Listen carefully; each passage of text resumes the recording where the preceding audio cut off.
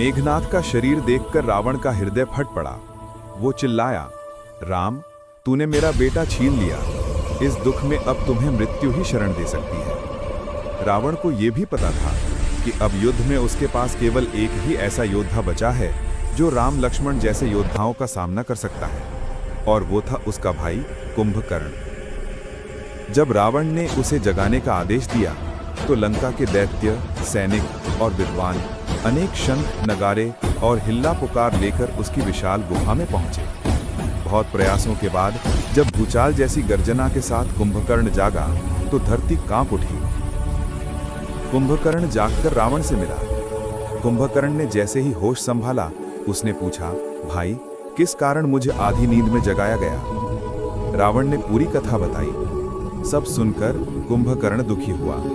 जब कुंभकर्ण युद्ध भूमि की ओर बढ़ा, उसकी चाल से पृथ्वी धंसने लगी। सुग्रीव की वानर सेना भयभीत होने लगी। कोई कह रहा था, ये पर्वत चल रहा है। कोई कहता, ये तो राक्षसों का देवता है।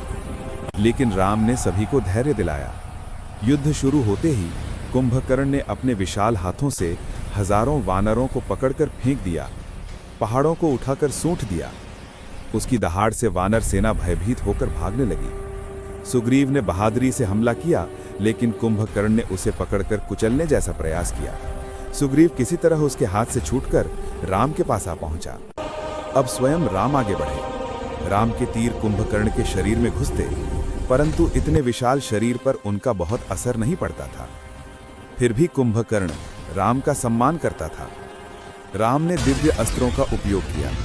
पहले राम ने उसके दोनों हाथ काट दिए, फिर उसके पैर भी काट दिए, परंतु कुंभकर्ण बिना हाथ बिना पैरों के भी आगे बढ़ता रहा।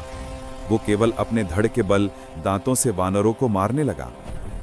अंत में राम ने इंद्रास्त्र का प्रयोग किया। ये दिव्यास्त्र कुंभकर्ण के विशाल शरीर को चीरते हुए उसके धड़ को अलग कर गया। कुंभकर्ण का विशाल शरीर लंका की ओर गिरता हुआ शहर की दीवारें तोड़ गया।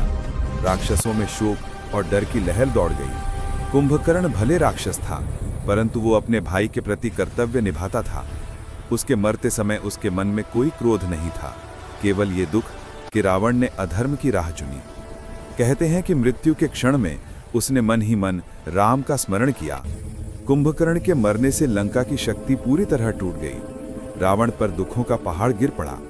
एक बेटा मर चुका था, अब भाई भी मारा गया था, परंतु उसका अहंकार अब भी शांत नहीं हुआ।